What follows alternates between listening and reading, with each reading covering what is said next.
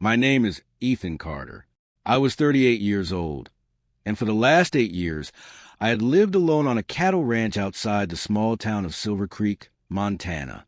The ranch stretched across hundreds of acres of rolling grassland, bordered by pine-covered hills and a winding river.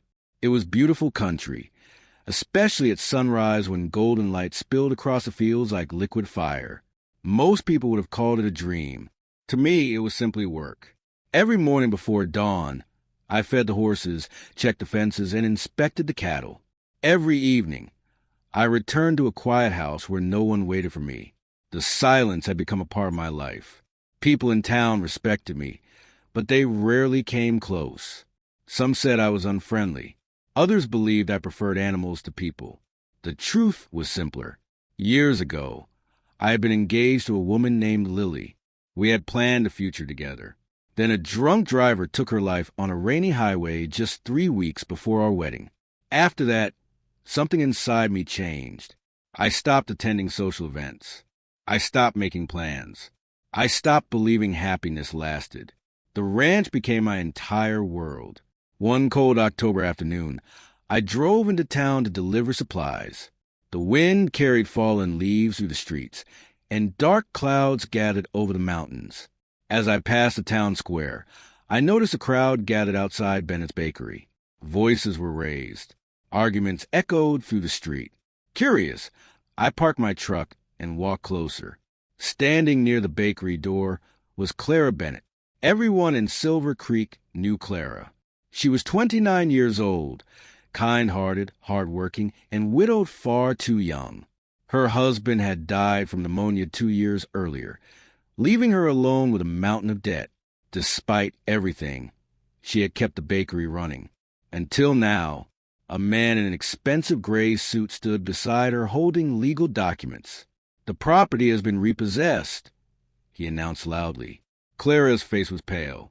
"You can't do this," she said quietly. "The bank already has." People watched without helping. Some looked uncomfortable. Others simply enjoyed the drama. The man pointed toward the door. "You have until sunset to remove your belongings." Clara stared at the bakery she had spent years trying to save. Tears filled her eyes, but she refused to let them fall. I remembered seeing her husband years ago. He had been a decent man. Watching her stand there alone didn't sit right with me. But before I could say anything, Clara straightened her shoulders. "Fine," she said. Her voice trembled, but she stood tall. "If that's the decision, I'll leave." The crowd slowly dispersed. I returned to my truck and drove away. Yet all evening, I couldn't stop thinking about her expression. Not anger, not fear, just exhaustion. The kind of exhaustion that came from fighting for too long.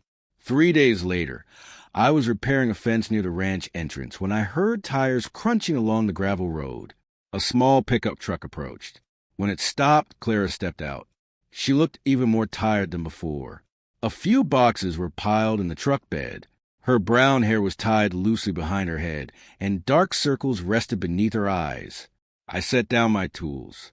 "Miss Bennett." She offered a weak smile. "Hello, Ethan." I waited. She seemed nervous. Finally, she took a deep breath. "I know this is unusual." I nodded. "It probably is." She laughed softly despite herself. "My landlord wants me out by the end of the week." I remained silent. "I've been looking for work everywhere." Her voice cracked. "No one is hiring." The wind moved through the grass around us. I remembered something my father once told me. She looked down. He said if I was ever truly desperate, I should come see Ethan Carter. That surprised me. I had known her father years ago. Samuel Bennett had been an honest man. What exactly did he say? I asked. Clara swallowed. "He said you were the kind of man who always repaid his debts." The memory hit me instantly. 20 years earlier, when my father had nearly lost a ranch during a drought, Samuel Bennett had loaned us money. Without him, we would have lost everything. I had never forgotten it. Neither had my father. Clara looked embarrassed. "I'm not asking for charity." "Good." She blinked. "What?" I don't believe in charity. For a moment, disappointment crossed her face. Then I continued, but I do believe in fair work. Her eyes widened. I pointed toward the ranch. The guest cabin near the river is empty. She stared at me. If you're willing to work, there's plenty that needs doing. Ethan, the books need organizing. Supplies need ordering. The ranch website hasn't been updated in months. You'd really let me stay? As long as you earn it. For several seconds, she simply looked at me. Then tears finally appeared. She quickly wiped them away. I won't disappoint you. I know. The following week changed the rhythm of the ranch. For the first time in years, someone else occupied the property. Clara moved into the guest cabin. Every morning she joined me for breakfast before work. At first our conversations were short. Weather, supplies, cattle prices, nothing personal. But gradually things changed. She reorganized the office, created online advertisements, improved inventory systems. Within 2 weeks, ranch sales increased noticeably. More importantly, the house no longer felt empty. One evening we sat on the porch watching the sunset. Orange light painted the mountains. Clara held a mug of coffee between her hands. You know, she said, people in town were wrong about you. I glanced at her. They usually are. She laughed. They said you hated everyone. I don't hate everyone. Just most people. Some days. Her laughter echoed across the porch. It was a good sound. A sound the ranch hadn't heard in years. For the first time in a long while, I found myself smiling. But peace never lasts forever. A week later, trouble arrived. His name was Victor Hale. He was one of the wealthiest businessmen in the county. For years, he had tried to buy my ranch. For years, I had refused. One afternoon, a black luxury SUV rolled into my driveway. Victor stepped out wearing an expensive coat and a confident smile. Ethan. Victor. He glanced toward the house. His eyes landed on Clara. Interest flashed across his face. I see you got company. I didn't answer. Victor folded his hands. I'll make this simple. I already knew what was coming. Not interested. His smile remained. You haven't heard the offer. I don't need to. Victor looked around the property. Everyone has a price. No. His eyes narrowed slightly. Then he noticed Clara watching from the porch. A slow smile appeared. Interesting. Something about the way he said it bothered me. Before leaving, he handed me a business card. Think about it. I tossed it into the trash after he drove away. That night, Clara found me repairing equipment inside the barn. Who was that? Trouble. She leaned against a wooden post. He didn't look happy. He never is when he doesn't get what he wants. The barn fell quiet. Then Clara spoke softly. Ethan. Yeah. Thank you. I looked up. For what? For giving me a chance when nobody else would. I studied her face. The sadness was still there, but now there was something else. Hope. And for some reason, seeing that hope mattered more than I expected. I set down my wrench. Your father once saved my family. She smiled gently. So this is repayment? I thought about that. Maybe it had started that way, but not anymore. No, I admitted. Then why? I looked toward the ranch house glowing warmly beneath the evening sky, then back at her, because this place stopped feeling empty when you arrived. For a moment, neither of us spoke. The air between us felt different. Neither friendship, nor romance. Something unfinished.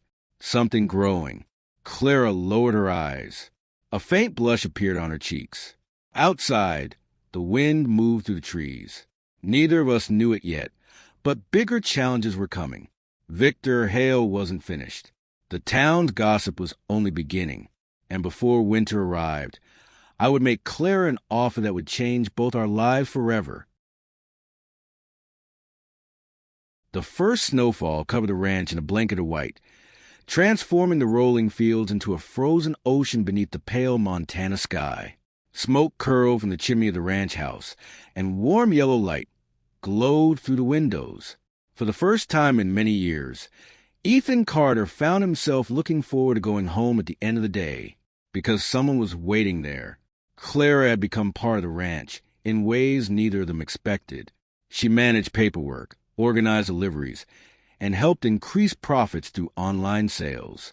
Customers from neighboring counties began placing orders regularly. The ranch was thriving, and so was the friendship between Ethan and Clara. Yet the town continued talking. Some claimed Clara was only staying for financial security. Others whispered that Ethan had finally grown lonely enough to let someone into his life. Neither paid attention, at least not at first. One evening, Ethan returned from repairing fences and found Clara sitting quietly by the fireplace. She seemed troubled. "What happened?" he asked. Clara looked up slowly. "I went into town today." Ethan immediately understood. "What do they say?" She forced a smile. "The usual things." His jaw tightened. People could be cruel, especially in small towns. Clara stared into the fire. "Sometimes I wonder if they'll ever stop." Ethan sat beside her. "They will."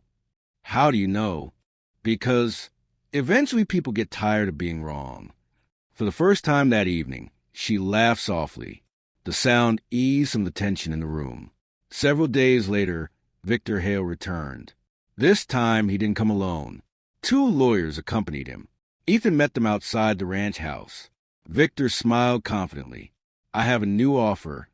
I'm still not interested." Victor's expression hardened. "You're making a mistake." "No." Victor glanced toward the porch where Clara stood watching. "You should think carefully." Ethan crossed his arms. "I'm done thinking." Victor stepped closer. "The county is planning a new commercial development." Ethan remained silent. "Your land is directly in the middle of the proposed route. I know. You can't stop progress." "No," Ethan replied calmly, "but I can stop you from buying my ranch." Victor's smile disappeared completely. Before leaving, he pointed toward the house. "This isn't over." The threat lingered long after he drove away. That night, Clara found Ethan sitting alone in the barn. Snow drifted against the walls outside. "You think he'll come back?" Ethan nodded. "Definitely." She sat beside him. "Why is he so determined?" Ethan stared at the wooden floor. "Because he spent his whole life getting whatever he wants." "And you said no." "Exactly." For several moments, neither spoke. Then Clara placed her hand over his. The simple gesture sent warmth through him. "We'll figure it out," she said quietly. For the first time in years, Ethan believed someone when they said those words. Weeks passed. Christmas approached.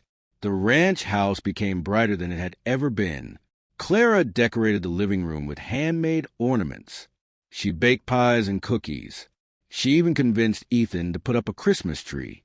Watching her laugh while untangling strings of lights felt strangely important. One snowy evening, they sat together beside the tree. The fire crackled softly. Outside, snowflakes drifted through the darkness. Inside, everything felt peaceful. "Ethan?"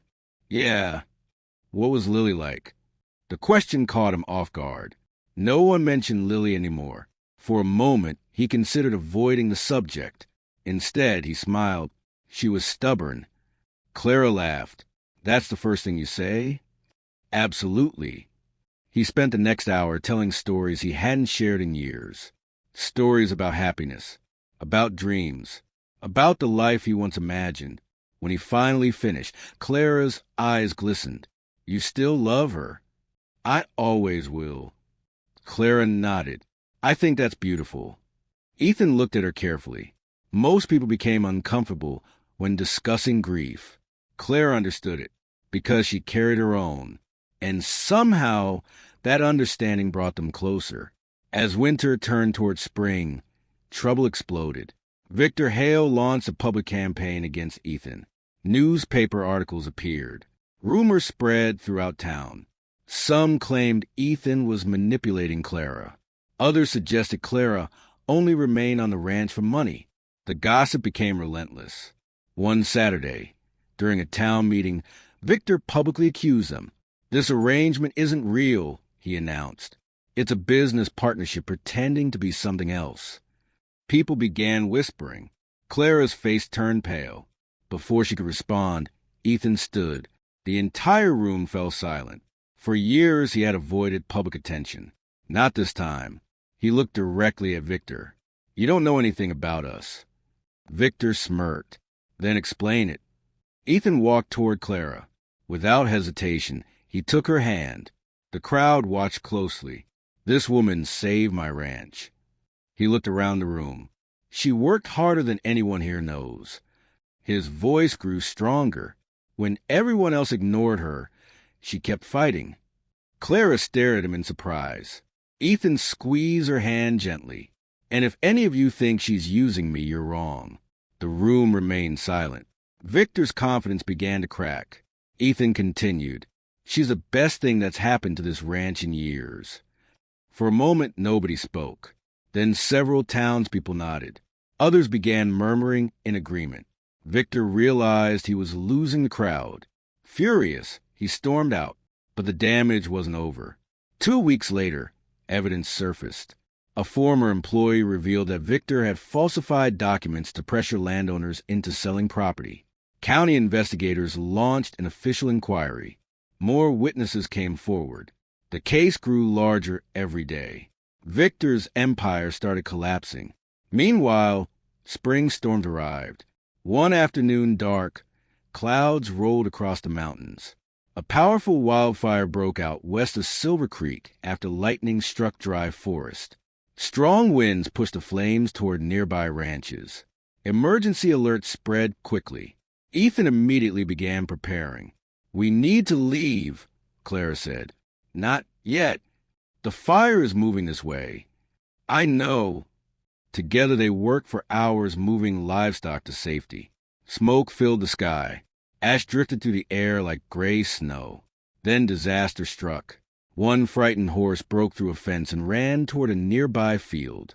Without thinking, Clara chased after it. Ethan saw her disappear through the smoke.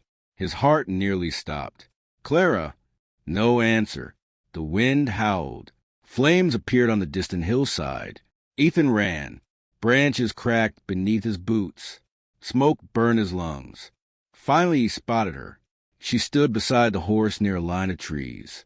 The fire was advancing quickly. Relief crashed through him. He reached her and grabbed her hand. "What are you doing?" "The horse." "I don't care about the horse." She froze. The fear in his voice said everything. For several seconds they simply stared at one another. Then Clara whispered, "You were scared." Ethan laughed bitterly. Terrified. The truth finally stood between them. Impossible to ignore. Impossible to hide. They hurried back towards safety as firefighters contained the advancing blaze. That night, exhausted and covered in soot, they sat on the porch watching emergency crews work in the distance. Neither spoke for a long time. Finally, Ethan broke the silence. "When I thought I'd lost you," his voice faltered. Clara looked at him. Ethan took a deep breath. "I realized something."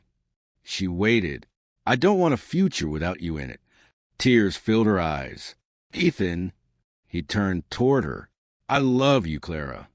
The words felt both terrifying and freeing. For years, he had locked his heart away. Now it was finally open. Clara smiled through her tears. "I've loved you for a long time." Ethan stared at her. "You have?" She nodded. "Probably from the day you gave me a place to stay." The distance between them disappeared. For the first time, they kissed beneath the stars above the ranch. Not out of loneliness, not out of gratitude, but because they had found something real, something worth protecting. Months later, the investigation concluded. Victor Hale was charged with fraud, corruption, and illegal business practices. His influence vanished almost overnight. The development project collapsed. The ranch was safe. The town finally learned the truth. People who once spread rumors apologized. Customers flooded the ranch with support. Business flourished. One warm summer evening, Ethan and Clara stood on a hill overlooking the property. The setting sun painted the sky gold. Everything they had fought for stretched before them. The ranch, the home, the future. Clara slipped her hand into his. "We made it." Ethan smiled.